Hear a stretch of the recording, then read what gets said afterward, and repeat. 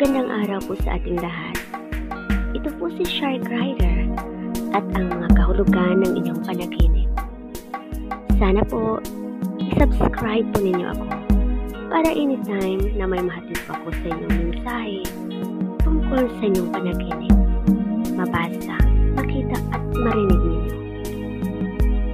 Pero kung kayo ay hindi interesado nito, huwag na lang po kayong magpatuloy na pakinggan ang aking mga mungkahi.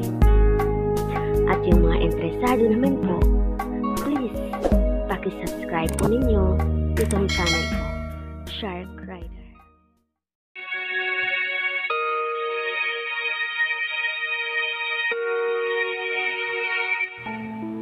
Mamaya, aabangan po natin ang ating mga senders.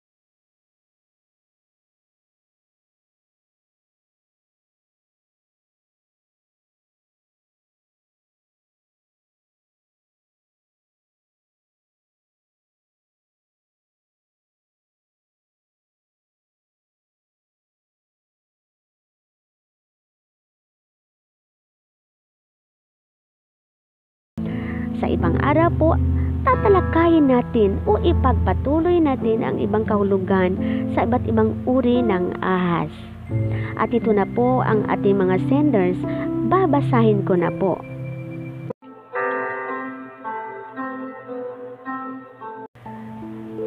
Ang una ay si Elma Blera Hicale. Ito ang kanyang napanaginipan.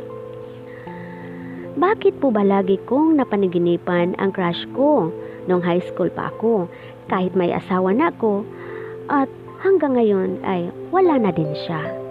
Salamat po, nakakalito lang. Ito, Elma Blera Hicale, ang kahulugan ng iyong panaginip base sa nakikita at nababasa ko sa iyong napanaginipan. Napanaginipan mo ang crush mo nung high school ka pa. Nangangahulugan ito na merong mga araw na masariwa mo sa iyong kaisipan yung high school days mo. Hindi mo rin ito makakalimutan yung crush mo, kahit ikaw ay may asawa na. Minsan din ay ma-recall mo ang iyong kabataan at ang iyong pag-aaral noon. At kay Miles Away naman, ito ang kanyang panaginip. Ano po bang ibig sabihin ng bata sa panaginip at lagi akong naliligaw sa isang lugar? Thanks po. Hello Miles, ito ang kahulugan ng inyong panaginip. Pagbata o sanggol, ito'y tungkol sa komunikasyon, tungkol sa bagong mga pangyayari sa buhay.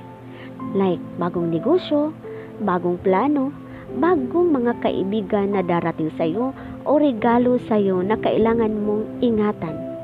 At ito'y nagdidepende din ito kung ano ang ginawa sa isang bata sa isang panaginip. Tungkol sa naliligaw ka palagi sa isang lugar, ibig sabihin na may nagagawa o plano sa buhay na hindi mo pa napaghandaan. Yung mga plano na hindi pa naisatama sa panahon. Dahil nag-iiba-iba kasi yung sitwasyon, yung mga nasa sa isip mo. Halimbawa lang, nakapagdesisyon ka sa isang bagay, ngunit merong mga sandali na pag-isipan mo na hindi pala dapat gawin yon at hindi pa sa tama ang panahon. Ito ay tungkol sa negosyo, trabaho, paglilisan sa isang lugar, o pupuntahan ang isang lugar at babalik ka naman doon sa iyong pinanggalingan. Tungkol din ito sa mga bagong kaibigan at tungkol din ito sa pangyayari na kailangan itama mo. Yan lang, Miles Away, ang maibibigay kong kahulugan sa iyong panaginip base sa iyong panaginip. Ngayon, babasahin ko na ang ating sender na si Ginon Verelin. May nakita po akong tae kulay brown at bakit napanaginipan ko ang aking ex at ganon din sa napanaginip niya. Ako ang kanyang napanaginipan. Ito, Ginon Verelin ng Davao. Okay, Bisaya man ka, magbisaya tang duha. Ang akong kahulugan sa imong damgo nga ihatag nimo nga akong nabasa base sa imong damgo. Kay nakita man nimo ang hugaw sa tao nga buo, brown, matud mo. Nagpasabot kini nga aduna kay umaabot na kwarta or gikan sa imuhang pagkakugi or mga unexpected amount sa kwarta nga imong madawat gikan sa imong higala nga mutabang nimo or makadaog ka og kwarta. Pero dili gud ingon kadako nga maong amount sa kwarta tungod kay usara man siya kabuo. Pero magdamgo gani ka nga magbalik-balik sa imong damgo ang hugaw sa tao ug imo pang natimahuan ug dili kini lanay ug daghan kay sa imong palibot. Ang buti pasabot niini, Ginon, nga ikaw nagtimaan nga sa umaabot nga maadunahan. Okay? Ug ang bahin sa imong ex nga ikaw gadamgo niya ug siya usab gadamgo nimo.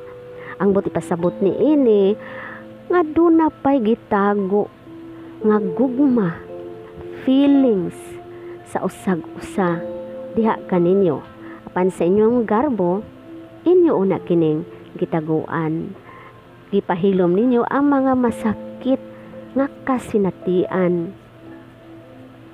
Pero sa tinud-anay lang, doon na pag yung mga pagbati sa usag-usa. Okay, Jenon Veralin, maukad to ang imong kahulugan sa imong mga damgo. Ang sunod na to nga sender nga akong basahon, ang susunod ng sender na babasahin natin ay si Jatyori Mika. Jatyori Mika, magandang araw sa iyo. At babasahin ko na ang iyong panaginip. Bigla po akong nanaginip ng 3 beses na ahas. Una, nanaginip po ako sa school ng anak ko. Tinuklaw po ako. Sumunod po sa lugar na di ko alam, bigla nang may umikot na ahas sa akin at tinutuklaw uli ako. Sunod po dito po naman sa amin, madaming ahas ngunit hindi naman ako tinuklaw. Bakit po ganun ang panaginip ko? Hindi ko naman alam kung bakit. Thank you, respect. Okay, Jatyori Mika, ito ang kahulugan ng iyong panaginip na base sa iyong napanaginipan. Para sa akin, ang iyong kahulugan ay nagpapakita ng masama, mga pangyayari o nangyayari pa. Alam natin na ang ahas sa atin, sa totoong buhay natin, ay kinatatakutan. Takot tayo sa ahas na tayo matuklaw at mamamatay sa kanilang kamandag. Sa iyong panaginip, ikaw ay tinuklaw ng ahas.